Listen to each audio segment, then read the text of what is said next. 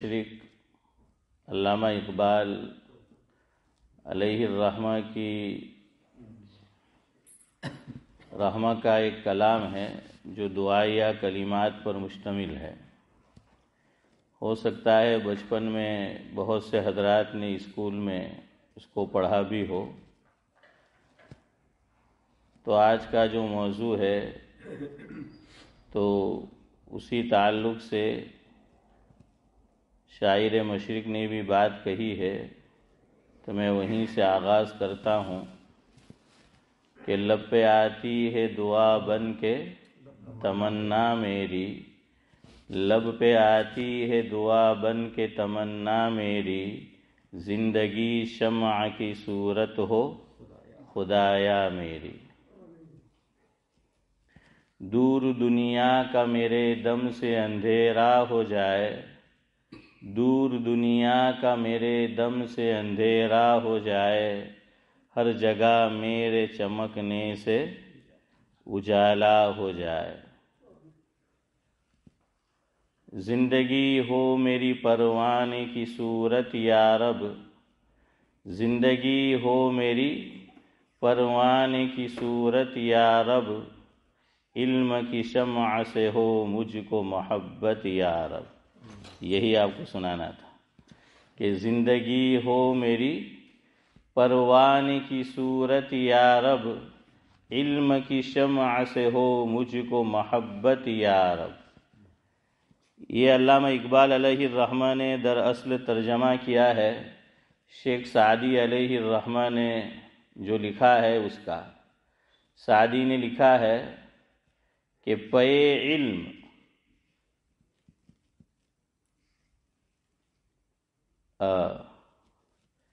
چون شمع باید گداخت، پے علم چون شمع باید گداخت، کہ بے علم نتواں خدا را شناخت۔ بڑی بات کہی ہے۔ سعدی نے فرمایا کہ علم کے واسطے شمع کی طرح پگھلنا چاہیے۔ شمع جانتے ہو نا؟ چراغ، موم بتی ہے۔ موم بتی تو وہ کیا ہوتی ہے؟ وہ پگھلتی رہتی ہے، پگھلتی رہتی ہے، پگھلتی رہتی ہے، دھیرے دھیرے دھیرے دھیرے دھیرے۔ فرمایا آدمی کو بھی اسی طرح کہ پوری زندگی علم سے محبت ہونی چاہیے کہ اسی طرح آدمی پگھلتا رہے۔ کیوں؟ سعدی کہتے ہیں کہ بغیر علم کے کوئی خدا کو پہچان نہیں سکتا، بغیر علم کے کوئی خدا کو پہچان نہیں سکتا۔ دیکھیے صرف عمل کرنا کافی نہیں ہے اسلام میں، بلکہ عمل صحیح طرح کرنا ضروری ہے، یاد رکھنا۔ بعض لوگ عذر کرتے ہیں کہ مول صاحب ہمیں تو خبر ہی نہیں ہوتی ہے۔ اس پہ سنو، حضرت مولانا ابرار الحق صاحب ہردوئی رحمۃ اللہ علیہ، حضرت کا کانپور میں بیان تھا۔ کانپور میں حضرت نے بیان میں ایک بات یہ کہی، ایک مسئلہ بیان کیا نماز کا۔ یہ حضرت کے جو حضرت کی کتابیں چھپی ہوئی ہے اس میں بھی ہے یہ بات، مجالس ابرار میں ہے یہ بات۔ چیئر پر بیٹھ جاؤ، اس میں جا چیئر، کوئی چیئر لاوی لیو نہیں ملے نہ کہ رہے۔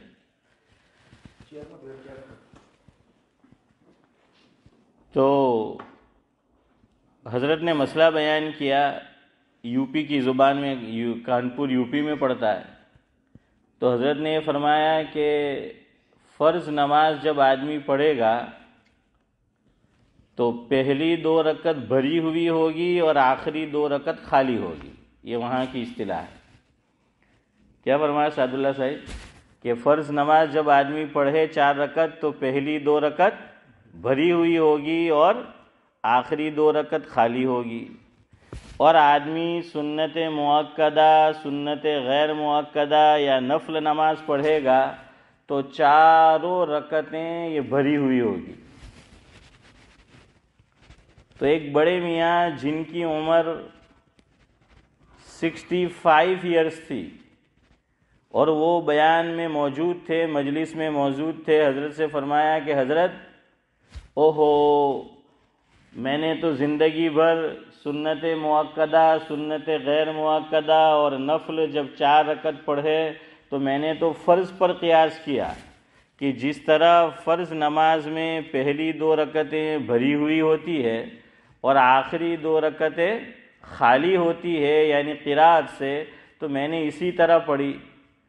تو حضرت کوئی بات نہیں، اللہ تعالیٰ تو بڑا غفور الرحیم ہے، خود ہی فرمانے لگے، بڑے میاں خود ہی انیس بھائی فرمانے لگے کہ مجھے یوں لگتا ہے کہ اللہ تعالیٰ تو بڑے غفور الرحیم ہے، مجھے یہ بات معلوم نہیں تھی، مسئلہ معلوم نہیں تھا، تو اللہ تعالیٰ حضرت آپ کیا فرماتے، قبول کر لیں گے؟ حضرت نے جواب میں فرمایا کہ اللہ تعالیٰ بے شک غفور الرحیم ہے، لیکن شریعت مطہرہ میں جہالت کوئی عذر نہیں ہے۔ سمجھ آیا؟ فرمایا کہ شریعت مطہرہ میں جہالت کوئی عذر نہیں ہے۔ ہمارے حضرت مولانا ابرار احمد صاحب دلیوی رحمۃ اللہ علیہ فرماتے تھے کہ جو آدمی ناخواندہ ہو تو اسے کہتے ہیں جاہل، تو اسی میں سبق موجود ہے کہ جا کے جہالت دور کر اور پڑھ۔ کیسے ہے نورانی بھائی؟ جب بچہ یاد کرتا ہے، پڑھتا ہے، تو کیا کرتا ہے؟ ادھر دیکھو میری طرف، ہلتا ہے نا؟ اشرف بھائی، جب بچہ علم حاصل کرتا ہے، کوئی چیز پڑھتا ہے، یاد کرتا ہے تو ہلتا ہے۔ فرمایا جاہل کو کہاں جا رہا ہے کہ جا اور ہل،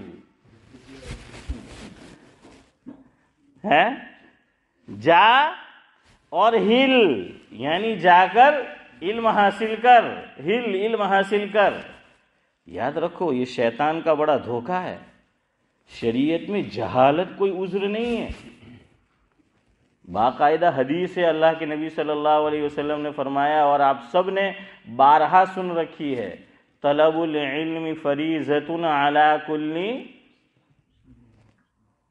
میں جان بوجھ کے ٹھہر گیا، یہ غلط جملہ ہے، جو بعض علماء بھی یہ حدیث جو بیان کرتے ہیں، کوٹ کرتے، غلط ہے، حضور کی طرف غلط نسبت ہے۔ حدیث خالی اتنی ہے، طلب العلم فریضۃ علی کل مسلم، بس اتنی خالی حدیث ہے۔ عام طور پر اس کو اس طرح کوٹ کیا جاتا ہے، بیان کیا جاتا ہے، لکھا جاتا ہے کہ طلب العلم فریضۃ علی کل مسلم و مسلمہ۔ یہ واو بھی نہیں ہے حدیث میں اور لفظ مسلمہ بھی نہیں ہے، یاد رکھنا۔ اسی لیے ہمارے ایک بزرگ فرماتے ہیں، جس کا مفہوم یہ ہے کہ اللہ اگر توفیق دے اور یہ ممکن ہو، اور علماء کے لیے تو ممکن ہے، عوام کے لیے شاید تھوڑی دشواری پیش آئے، کہ دعائیں بھی اردو کتاب میں دیکھ کر یاد مت کرو، حدیث کی کتاب میں دیکھ کے یاد کرو۔ کیوں؟ وہاں ڈائریکٹ آپ دیکھیں گے تو غلطی نہیں کریں گے، ادھر کیا پتا اردو میں کیا سے کیا لکھ دیا نقل کرنے والے نے، سمجھ آ رہا ہے کہ ادھر کیا پتا کیا سے کیا لکھ دیا نقل کرنے والے نے، لیکن آپ ڈائریکٹ پڑھیں گے۔ دیکھیے یہ میں آپ کو پہلے بھی بتا چکا ہوں اسماعیل بھائی، کہ کھانے کے بعد کی جو ہم دعا پڑھتے ہیں کہ الحمدللہ الذی اطعمنا وسقانا وجعلنا، جزاکم اللہ، کیا بات ہے، ہاں میں نے اس سے پہلے بھی فاروق بھائی بتایا، اسی لیے میں ٹھہر گیا، لیکن اب بھی جہاں غلطی کرنی ہو نا بڑے میاں نمبر 1 دیکھا، ابھی بھی تسلیم نہیں کر رہے، ابھی بھی تسلیم نہیں کر رہے، سنتے آئے، تو یہی تو میں آپ کو سنا رہا ہوں کہ سنے ہوئے پہ اعتبار نہ کرو، اردو میں لکھے ہوئے پہ اعتبار نہ کرو۔ لیکن میں نے وہ بھی بتا دیا کہ عوام کے لیے مشکل ہے، علماء کے لیے آسان ہے، کہ اصل جو کتاب ہے جہاں جس میں موجود ہے وہ وہاں دیکھو تو آدمی غلطی نہیں کرے گا۔ لفظ من حدیث میں نہیں آیا، کھانے کے بعد کی دعا میں لفظ من حدیث میں موجود نہیں ہے، حدیث میں اتنی دعا ہے خالی، الحمدللہ الذی اطعمنا وسقانا وجعلنا مسلمین، لفظ من نہیں ہے، نہیں ہے من، لیکن کیوں؟ میں نے وہی کہا نا، وہ نقل ہوتی آئی. اس نے اس کتاب میں دیکھا، اس نے اس پہ اعتبار کیا، اس نے اس پہ اعتبار کیا، اس نے اس پہ اعتبار کیا، اور کسی نے جو اصل مرجع ہے، جو اصل کتاب ہے، اس میں دیکھا ہی نہیں. جی عبداللہ بھائی یہ پوچھ رہے ہیں کہ معنی کے اندر جو ہے لفظ من کا معنی ہوتا ہے سے. من ویسے عربی زبان میں دیکھیے یہ خصوصیت ہے، عربی زبان کی یہ خصوصیت ہے، چھوٹا سا لفظ ہے من. صدیق بھائی کتنے حرف ہے؟ 2. تو جواب دو ہیں کتنے ہیں یوسف بھائی؟ 2 ہیں، میم اور نون، 2 لیٹر ہے خالی من. لیکن چونکہ یہ جنتی زبان ہے، چونکہ یہ سید الکتب جسے کہا جاتا ہے قرآن کریم، اس کی زبان ہے، اللہ نے کیا فرمایا کہ الف لام را تلک آیات الکتاب المبین انا انزلناہ قرآنا عربیا. تو قرآن کی زبان کیا ہے؟ عربی ہے. جنتیوں کی زبان بھی عربی ہے. اس لیے عربی زبان میں آپ دیکھیے، اور جس زبان پہ ہمارے ایک بزرگ فرماتے تھے کہ لوگوں کو ناز ہے، میں کوئی تحقیر نہیں کر رہا، اللہ کے گھر میں بیٹھا ہوں، لیکن بس لوگوں کو ناز ہے اور دماغ میں گھوسا بھرا ہوا ہے. فرمایا کہ وہ وہ زبان تو ایسی ہے کہ اس پہ سالوں سے زکوٰۃ فرض ہے جو ابھی تک نکالی نہیں گئی ہے. اس میں بڑے کے لیے حسین بھائی کیا ہے؟ یو ہے نا، چھوٹا ہو بڑا ہو سب کے لیے کیا ہے؟ یو ہے. اس طرح کے اور بھی الفاظ ہیں لیکن عربی زبان میں ہاں. لیکن یہاں مین سے کے معنی میں یہ پوچھ رہے ہیں عبداللہ بھائی ہمارے کہ مین کیا معنی میں. اس لیے یاد رکھو مین صرف ایک معنی میں نہیں آتا. میں آپ کو مثال دوں، آپ قرآن کریم پڑھیں گے تو سورہ بقرہ جب آپ پڑھنا شروع کریں گے تو اس میں آیت آتی ہے الذین یؤمنون بالغیب ویقیمون الصلاۃ ومما رزقناہم ینفقون، ہے نا اشفاق بھائی؟ یہ آپ قرآن کریم میں دیکھیں گے نا تو یہ کیسے لکھا ہے؟ میم اور میم ملا کر لکھا ہوا ہے، اور اوپر تشدید ہے، اور پھر دوسری میم کے بعد الف ہے. لیکن دراصل یہ ہے من ما. یہ دراصل کیا ہے؟ من نون ہے، یہ میم کے بعد نون ہے، یہ اصل میں من پھر ما ہے. لیکن قرآن کریم جس طرح لکھا گیا ہے روز اول سے، میں اور آپ اسی کا اتباع کریں گے، اسی طرح لکھیں گے، اس میں کوئی چینجز نہیں کر سکتے. دیکھیے قرآن کریم میں آپ کو لفظ ابراہیم 2 طرح لکھا ہوا ملے گا. کہیں ہا کے بعد یا ملے گی آپ کو، حافظ یوسف صاحب موجود ہے پوچھ لیجئے ان سے، اور کہیں آپ کو ہا کے نیچے کیا ملے گا؟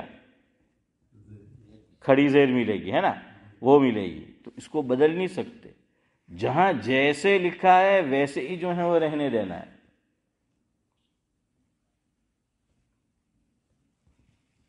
حضرت تھانوی رحمۃ اللہ علیہ نے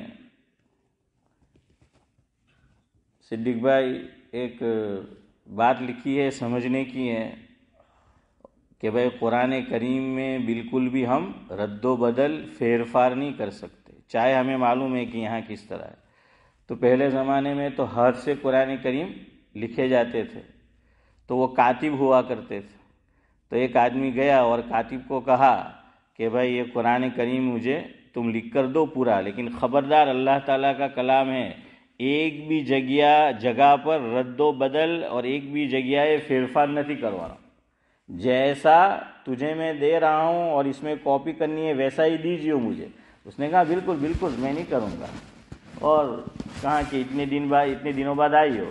تو شبیر چچا وہ آیا کچھ دنوں بعد، تو وہ کاتب کہنے لگا کہ دیکھیے جیسا آپ نے کہا تھا میں نے کوئی رد و بدل نہیں کیا سوائے 3 جگہوں کی. کتنی اچھی بات کہی. پہلے تو کہہ رہا ہے کوئی رد و بدل نہیں کیا، پھر کہتا ہے سوائے 3 جگہوں کے، کہ صرف 3 جگہوں پہ میں نے رد و بدل کیا. اور اب ریزن بتا رہا ہے، سبب، کہ وہ اس لیے کہ وہ غلط تھا اس میں لکھا ہوا تو میں نے اس میں صحیح کر دیا. تو کہا کہ وہ 3 جگہ عبد القادر چچا کون سی؟ تو کہنے لگا کہ ایک تو قرآن میں آتا ہے کہ وَنَادَا آدم، تو آدم کچھ نادان تھوڑی تھے، وہ تو دانا تھے. سمجھ رہے؟ نادا اور دانا میننگ بدل جاتا ہے. تو فرمایا کہ وہ کوئی نادا تھوڑی تھے، وہ تو دانا تھے، تو میں نے اس کو دانا کر دیا. دوسرا قرآن کریم میں ہے وَخَرَّ مُوسَىٰ صَعِقًا، اور حضرت عیسیٰ علیہ السلام کا گدھا مشہور ہے. شیخ سعدی علیہ الرحمہ نے بھی کہا ہے کہ خرے عیسیٰ بمکہ رفت، کہ عیسیٰ علیہ السلام کا گدھا اگر مکہ مکرمہ جائے گا تو وہاں اگر حج کر کے بھی آئے گا تو جیسا گیا تھا ویسا جائے گا. اب سعدی نے جو کہا ہے، میں اور آپ اپنی حالت دیکھے، اگر ہم بھی حج کرنے کے بعد جیسے تھے ویسے ہی آئے تو میں نہیں کہہ رہا ہوں میں نہیں کہہ رہا ہوں بھائی، آپ بول رہے، میں نہیں کہہ رہا ہوں. تو کیا ہے، اس نے کہا کہ وہ گدھا تو عیسیٰ کا تھا، موسیٰ کا تھوڑی تھا، تو میں نے موسیٰ کی جگہ عیسیٰ کر دیا. چلو ٹھیک. تیسری جگہ کیا تو کہا کہ توبہ توبہ استغفر اللہ. قرآن کریم میں فرعون کا نام، حامان کا نام، ابلیس کا نام، تو یہ سارے گرو گھنٹال ہیں. قرآن کریم اتنی مقدس کتاب، اتنی پاکیزہ کتاب، اتنی نورانی بھائی کتاب، تو کہا کہ اس میں ان سارے گرو گھنٹالوں کے نام. تو اس نے پوچھا اللہ اکبر، تو نے کیا کیا؟ کہا کرنا کیا تھا، کہیں تیرے باپ کا نام لکھ دیا، کہیں میرے باپ کا نام لکھ دیا، کہیں تیرے باپ کا نام لکھ دیا اور کہیں میرے باپ کا نام لکھ دیا. ایسا نہیں چلتا. ہاں، تو یہ مین، میں یہ سمجھا رہا تھا آپ کو، یہ اصل میں میم نون ہے. یہاں مین تبعیضیہ کے معنی میں ہے. تبعیضیہ کا معنی یہ ہے، اللہ اس آیت میں یہ فرما رہے ہیں کہ جو کچھ ہم نے آپ کو مال و دولت دیا ہے نا، ہم یہ نہیں کہتے کہ زکوٰۃ میں آپ سارا کا سارا مال دے دو، اس میں سے بعض ہمارے راستے میں دو. تبعیضیہ کا معنی کیا؟ امک، گجراتی میں ہوں کہ امک حصو، امک پرسنٹیج، بعض حصہ، اور وہ آپ کو معلوم ہے ہر 100 میں 2.5%. اب سمجھ آیا کتنا ہے؟ 100 میں 2.5%. اللہ فرماتے ہیں 9750 تمہارے اور صرف 2.5 ہمارے. یہ ہے عربی زبان، یاد رکھنا. یہاں مین وہ معنی دے رہا ہے. اور اب جو عبداللہ بھائی پوچھ رہے ہیں وَجَعَلَنَا مِنَ الْمُسْلِمِينَ، یہاں سے کا معنی میں ہے کہ اللہ آپ نے ہمیں کس میں سے بنایا؟ مسلمانوں میں سے بنایا. کس میں سے بنایا؟ مسلمانوں میں سے بنایا. لیکن میں نے کہا نا، حدیث میں جیسا ہے، حضرت شیخ الحدیث مولانا محمد زکریا صاحب نور اللہ مرقدہ، روزانہ جن کی ہم تعلیم پڑھتے ہیں، تعلیم میں کتاب پڑھتے ہیں، اللہ مرحوم کو غری کے رحمت کرے. میں آپ کو پڑھی ہوئی بات بتا رہا ہوں، سنی ہوئی نہیں. حضرت نے لکھوایا ہے اپنی آپ بیتی میں. حضرت کا بعض ہمارے بزرگوں کا کوئی جملہ پیٹرن ہوا کرتا تھا کہ وہ بات میں وہ بولتے تھے، کیا بولتے ہمارے یہاں؟ تکیہ کلام. جزاک اللہ. ہاں، کیا بولتے ہیں؟ تکیہ کلام. حضرت مولانا اسلام الحق صاحب رحمۃ اللہ علیہ، میرے گھر والی کے دادا، تو ان کا تکیہ کلام تھا خدا کی پناہ، خدا کی پناہ. کہ ہر تھوڑے جملے میں کیا ہے؟ خدا کی پناہ وہ بولا کرتے تھے. اور ہمارے حافظ امتیاز نے شاید پڑھا ہو یا دیکھا ہوگا، ڈابیل میں ایک استاد چاسا کے، تو وہ بات میں چنانچہ ہے نا حافظ؟ ہاں، وہ ہر تھوڑی بات میں کیا ہے؟ چنانچہ بولتے تھے. اور میرے استاد تھے، اب بھی ہے، اللہ تعالیٰ ان کو لمبی زندگی عطا کرے، سلامتی والی، جن سے میں نے حفظ کیا ڈابیل میں، حضرت مولانا فضل الرحمن اعظمی. حافظ صاحب کے تو شاید ساتھی ہوتے. ہاں، تو ان کا بھی تھا، وہ یوں کرتے تھے چنانچہ. ہمیں حفظ پڑھاتے تھے نا، بڑا غصہ تھا اور لہیم شہیم تھے، چنانچہ. تو چھوٹا سا بچہ تو ویسے ہی ہاں، تو وہ چنانچہ بولتے تھے. تو اسی طرح کیا کہنا چاہ رہا تھا؟ ہاں، حضرت شیخ رحمۃ اللہ علیہ، جزاک اللہ. حضرت شیخ کا ایک تکیہ کلام تھا. حضرت بولا کرتے تھے پیارے. حضرت شیخ کیا بولا کرتے تھے؟ میرے پیارے. بھائی زکریا کیا بولتے تھے؟ کہ میرے پیاروں کبھی بولتے تھے میرے پیارے، یا کبھی بولتے تھے صرف پیارے یا پیارو. تو فرماتے تھے میرے پیارو ایک بات کہتا ہوں، بزرگوں نے سے جو دعائیں منقول ہے یا بزرگوں نے حدیث پاک میں جو دعا آئی ہے اس میں جو الفاظ بڑھائے ہیں، زکریا کا تو ذوق یہ ہے کہ ٹھیک ہے معنی اس کے صحیح ہو، لیکن ہمیں تو حضور اکرم صلی اللہ علیہ وسلم سے جو الفاظ مروی ہے اسے پڑھنے میں ہی لطف آتا ہے. زکریا تو صرف اتنا ہی پڑھتا ہے، اسی کو پڑھتا ہے جو حضور سے مروی ہے.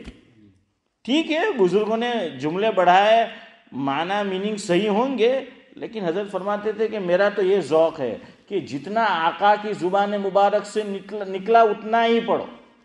حضرت یہ فرمایا کرتے تھے. تو مین اگر بڑھائیں گے تو میننگ نہیں بدلے گا کھانے کے بعد کی دعا میں، لیکن جب حضور سے جتنا مروی ہے اتنا ہی پڑھو. کیا پڑھنا ہے؟ چلو ایک مرتبہ پڑھو تاکہ یاد رہے. الحمدللہ الذی اطعمنا وسقانا وجعلنا. دیکھیں ان کی زبان نہیں ہلی، ان کو ہے نا ہٹنا ہی نہیں ہے جگہ سے. استقامت ہو تو ان کے جیسے. یہ کوئی آج کل کی بات نہیں ہے، صدیوں سے آ رہا ہے یہ. صدیوں سے میں بھی 40 سال سے پڑھ رہا ہوں. اچھا صدیوں سے آ رہا ہے یہ. ہم سے پہلے آئے انہوں نے بھی یہ پڑھا، ہم کو بھی یہ بتایا. میں کہاں منع کر رہا ہوں کہ نہیں پڑھا. میں چھپا ہوا ہے، اس کو کیسا چینج کریں گے؟ کیسے چینج کریں گے؟ دماغ میں سے تو چینج کر سکتے. آپ خود چینج ہو جاؤ. دیکھیے آپ دنیا کو چینج نہیں کر سکتے، اپنے آپ کو کر سکتے. اللہ نے جتنا آپ کو اختیار دیا ہے وہ کرو. یہ غلط دلیل ہے، یاد رکھو. پھر آپ سنت پہ نہیں آؤ گے، پھر آپ حضور کے الفاظ پہ نہیں آؤ گے. ٹھیک ہے ہم مذاق مستی کر لیتے، دل لگی کر لیتے، لیکن یہ کوئی جواب نہیں ہے. یہ کوئی جواب نہیں ہے. ہاں ٹھیک ہے بعض باتیں معلوم نہیں ہوتی، ایک عرصہ گزر جاتا ہے. لیکن مجھے ایک بات یاد آئی.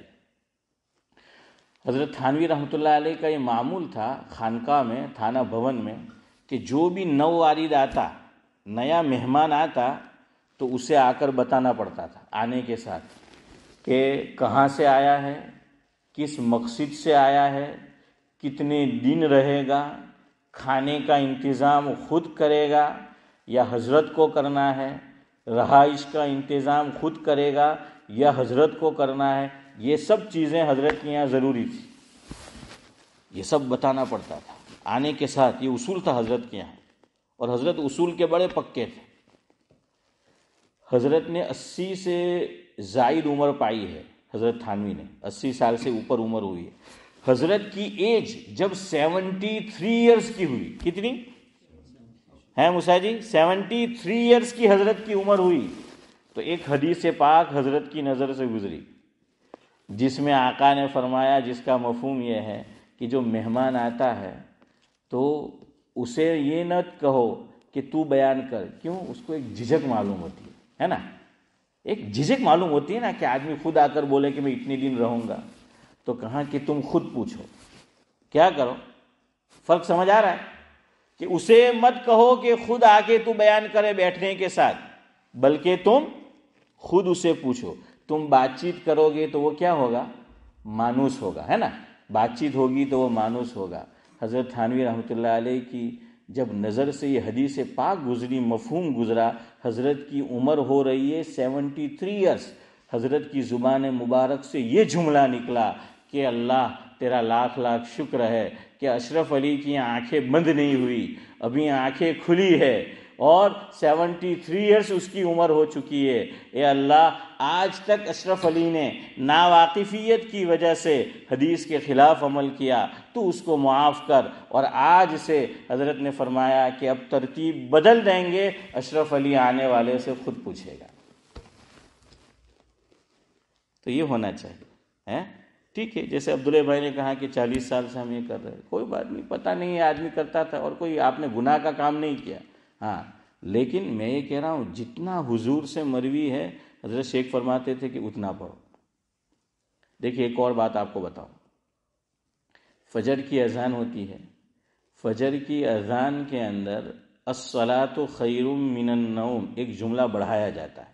4 اور اذانوں کے مقابلے میں دوسری نمازوں کی، اس کے جواب میں ہم کیا پڑھتے ہیں؟ صدقتا، واقعتاً صدقتا ہے، آپ نے سچ کہا، واقعتاً صدقتا و بررتا، یہ کسی حدیث میں نہیں آیا، یہ کسی حدیث میں نہیں آیا کہ الصلاۃ خیر من النوم کے جواب میں صدقتا و بررتا کہو۔ سمپل حضور نے فرما دیا، جواب کیا دینا ہے، ایک دم سمپل اور آسان۔ صدیق بھائی حضور نے نسخہ بتایا کہ مؤذن، مفہوم ہے کہ مؤذن جو جملے ادا کر رہا ہے تم جواب میں اسی کو دہراؤ۔ یہ حضور نے فرمایا اذان کے جواب میں کیا کرو کہ جو مؤذن دہرا رہا ہے اسی کو تم دہراؤ، یہ اذان کا جواب ہے۔ مؤذن نے تو فجر میں فرمایا، فجر میں وہ کہہ رہا ہے الصلاۃ خیر من النوم، تو جواب کیا ہونا چاہیے؟ یہ جواب ہے۔ حدیث میں لفظ ہے اذا اذن المؤذن فقولوا مثلها او کما قال علیہ الصلوۃ والسلام، کہ جو مؤذن جملے ادا کر رہا ہے تم اس کا مثل یعنی اسی کے مانند جو اس نے کہا وہی تم دہراؤ۔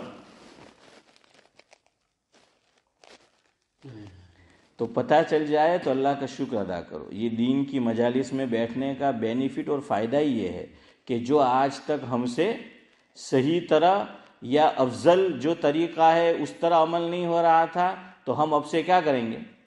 اس پہ عمل کریں گے، اس کو صحیح کریں گے۔ یہ نہیں کہیں گے کہ صدیوں سے یہ چلا آ رہا ہے، ورنہ کفار مکہ یہی کہتے تھے، یہ قرآن میں ہے جگہ جگہ۔ کفار مکہ حضور سے فرماتے تھے اولو کان آباؤہم لا یعلمون شیئا ولا یہتدون، نہیں وہ فرمایا، یہ اللہ نے فرمایا اولو کان آباؤہم لا یعلمون شیئا ولا یہتدون۔ کفار مکہ کیا فرماتے؟ انا وجدنا آباءنا ما وجدنا علیہ آباءنا، کہیں فرمایا ما الفینا علیہ آباءنا۔ تو قرآن نے جواب دیا، اللہ نے جواب دیا اولو کان آباؤہم لا یعلمون شیئا ولا یہتدون، کہیں فرمایا اولو کان آباؤہم لا یعقلون شیئا ولا یہتدون، کہ تمہارے باپ دادا نہیں جانتے تھے، ان کو علم نہیں تھا، تو کیا تم بھی وہی کرو گے؟ وہ ہدایت پر نہیں تھے تو تم بھی نہیں آؤ گے، وہ سمجھ بوجھ نہیں رکھتے تھے تو تم بھی جو ہے سمجھ سے اور عقل سے کام نہیں لوگے۔ اللہ شکوہ کر رہا ہے۔ تو اس سے کچھ ہمیں بینیفٹ حاصل ہونا چاہیے۔ یہ نہیں کہ مول صاحب تو امک ورت ہی ایک منٹ، یہ نہیں کہ مول صاحب تو جیسے تو بولا کرے نا اپنا ہمراج کرے ہیں۔ جینا حضرت مولانا ابرار احمد صاحب دھلیوی رحمۃ اللہ علیہ فرماتے تھے، فاروق بھائی ایک صاحب کو پوچھا اللہ نے 2 کان کیوں دیے؟ دیکھیے اس لیے ایک سے سننے کا نے دوسرے سے فوراً نکال دینا، اس لیے 2 کان دیے ہیں۔ تو حضرت نے فرمایا کم بخت بیچ میں اسی لیے تو دماغ کو رکھا کہ ڈائریکٹ من نکال اندر اوپر گھسا ہے۔ شبیر جیسا دماغ کہاں آیا؟ 2 کان کے درمیان اللہ نے رکھا ہے نا، ہے یا اس میں بھی شک ہے؟ تو حضرت فرماتے تھے جواب دیا اس کو، نہیں یہ غلط ہے کہ ڈائریکٹ یہاں پیشاب کر، کہ بھائی یہاں سے آیا بیچ میں دماغ رکھا کہ اس کو اوپر گھساؤ اور اس کو اعتکاف کراؤ وہاں پر۔ جی ایسے میں کیا کہہ رہے؟ ہاں یہ پوچھ رہے کہ حی علی الصلاۃ اور حی علی الفلاح کا جواب کیا دینا ہے۔ دیکھیے پہلے یاد رکھے جب 2 جملے یا 2 صورتیں ایک ساتھ بولنی ہو تو پھر وہ تثنیہ کا صیغہ ہو جاتا ہے، اور کبھی 2 پر بھی جمع کا عربی میں اطلاق ہوتا ہے، جیسے قل اعوذ برب الناس، قل اعوذ برب الفلق۔ تو ان دونوں صورتوں کا نام کیا ہے؟ معوذتین۔ مکہ مکرمہ کا حرم شریف اور مدینہ منورہ کا حرم شریف، اکیلا ہم بولیں گے تو حرم شریف، دونوں کے لیے بولتے ہیں حرمین شریفین۔ حی علی الصلاۃ اور حی علی الفلاح، دونوں میں حیا اور حیا ہے، تو اس کے لیے جملہ آئے گا حیالتین۔ کیا بولیں گے؟ حیالتین۔ تو جب مؤذن حیالتین کہے گا یعنی حی علی الصلاۃ اور حی علی الفلاح، تو جب حضور نے فرمایا کہ اذا اذن المؤذن فقولوا مثلها او کما قال علیہ الصلاۃ والسلام، کہ جو مؤذن کہہ رہا ہے جواب میں تم بھی اسی کو دہراؤ. تو حی علی الصلاۃ کے جواب میں حی علی الصلاۃ، حی علی الفلاح کے جواب میں حی علی الفلاح. لیکن اب آپ کو سوال یہ ہوگا کہ بھئی ہم تو یہ بھی پڑھتے ہیں لا حول ولا قوت الا باللہ. تو یہاں حدیث میں دونوں باتیں آئی. اب جہاں حضور نے دیکھیے بعض جگہ ایک قاعدہ بیان کیا یہی کرو، لیکن پھر کوئی صورت استثناء کی نکل جاتی ہے جس کو اپوات بولتے ہیں. کس کی نکل جاتی ہے؟ استثناء کی. ہاں کہ وہ اپوات پھر ہو جاتا ہے. تو یہاں اب آپشنل ہے کہ یا تو وہی کہہ دو حی علی الصلاۃ کے جواب میں کیا کہو حی علی الصلاۃ، اور حی علی الفلاح کے جواب میں کیا کہو حی علی الفلاح، تو بھی صحیح ہے. کیوں؟ حدیث میں آیا. اور حدیث میں یہ بھی آیا ہے کہ جواب میں لا حول ولا قوت.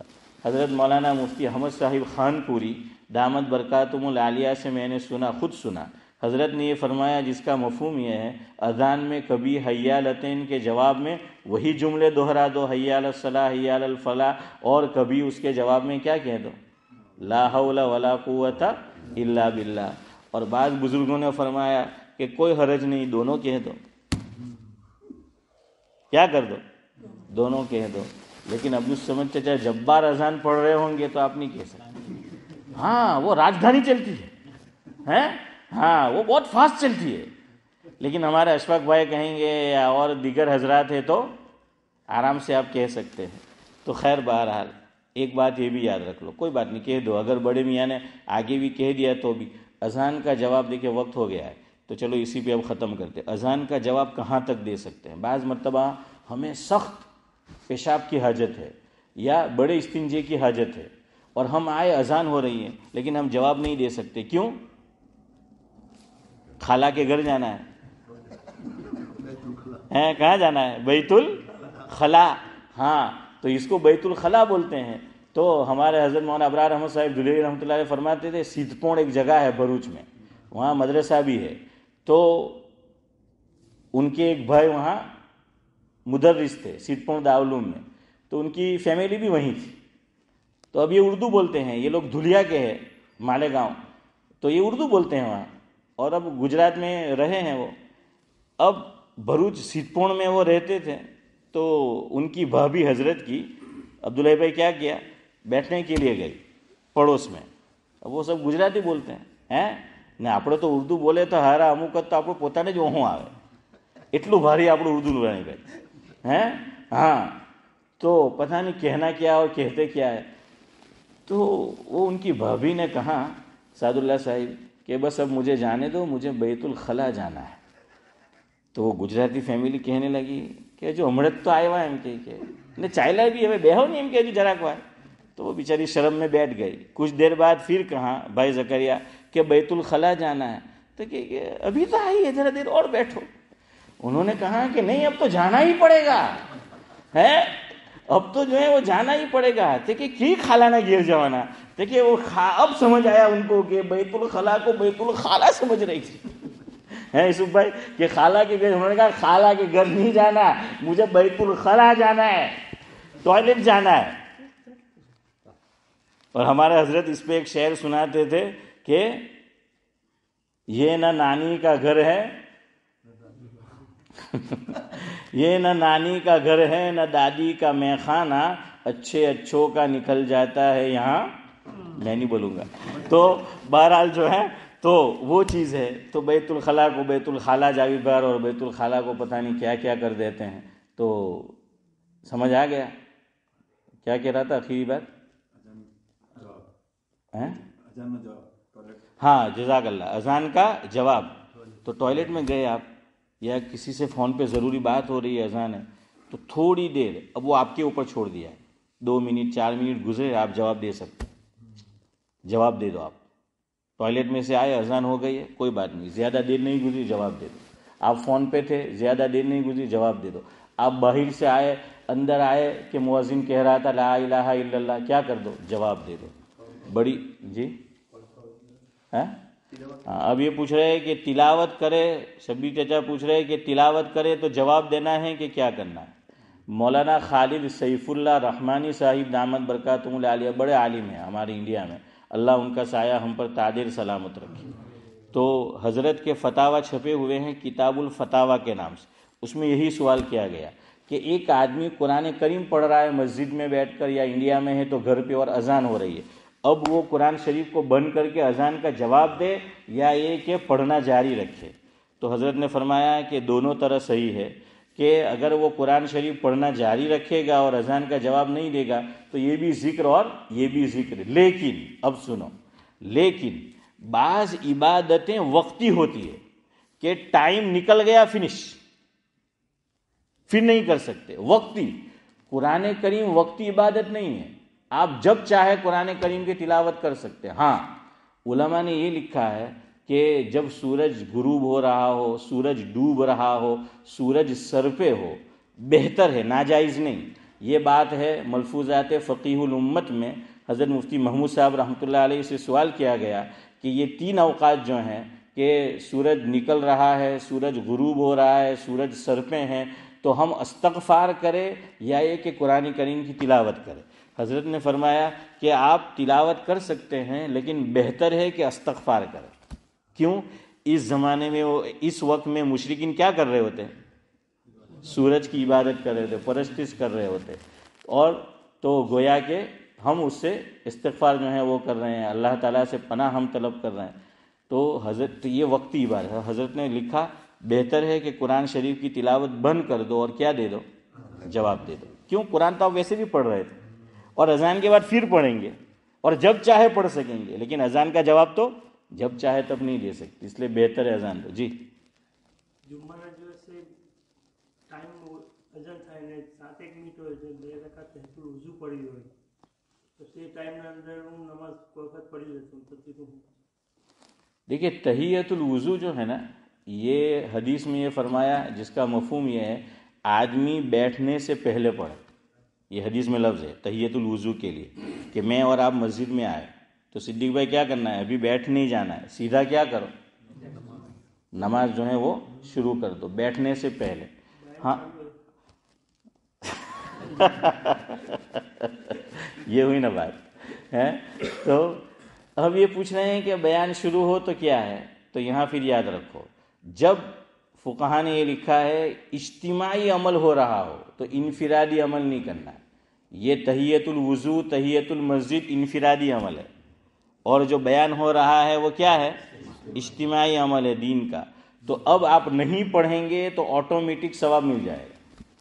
اب جو ہے وہ پڑھو، بیان میں بیٹھ جاؤ، ورنہ پھر پڑھنے میں بھی دل نہیں لگتا. آپ دیکھنا کہ بیان ہو رہا ہے وہ ڈسٹرب ہوتا ہے آدمی کو، ہے نا، وہ ڈسٹرب ہوتا ہے، اور بولنے والے کو بھی پھر ایک ادھر کھڑا ہوگا، ایک ادھر کھڑا ہوگا، ایک ادھر کھڑا ہوگا، اور ہمارے لوگ پھر یہ کر لیں گے تو کہاں ثواب مل جائے گا؟ کیسے؟ دلیل تحیۃ الوضو اور تحیۃ المسجد. عشاء کے آج کتنے بجے؟ 10 بجے.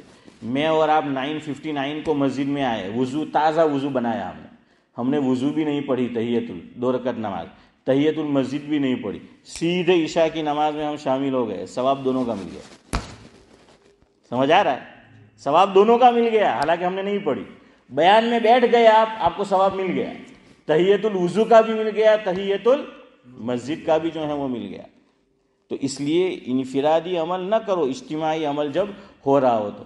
اب آپ آ کر بیٹھ گئے، کافی دیر ہو چکی ہے، اب نفل ہو جائے گی، اب وہ تحیۃ المسجد نہیں ہے. تحیۃ المسجد تو کیا ہے؟ آدمی آنے کے ساتھ پڑھے. اس کی مثال علماء نے کیا دی ہے؟ گویا اللہ تعالیٰ کے ہم مہمان بنے. ہم کسی کے گھر میں مہمان بن کے جائے تو پہلے کیا آتا ہے؟ یا تو ٹھنڈا یا گرم ہے. ہاں بعض لوگ بڑے بخیل ہوتے. علامہ خالد محمود صاحب رحمۃ اللہ علیہ فرماتے تھے کہ ایک آدمی بڑا بخیل تھا اور اس کی بخیلی مشہور تھی. تو وہ پوچھتا تھا کہ ٹھنڈا لاؤں یا گرم، اور کم وقت کچھ نہیں لاتا تھا. کیوں؟ کہے کہ ٹھنڈا لاؤ تو کہے کہ نہیں ہے گرم ہے، گرم لاؤ تو کہ ٹھنڈا ہے. تو ایک آدمی نے کہا آج سبق سکھانا چاہیے. پوچھا کیا لاؤں؟ کہاں ٹھنڈا اور گرم میں سے جو ہو لے آؤ.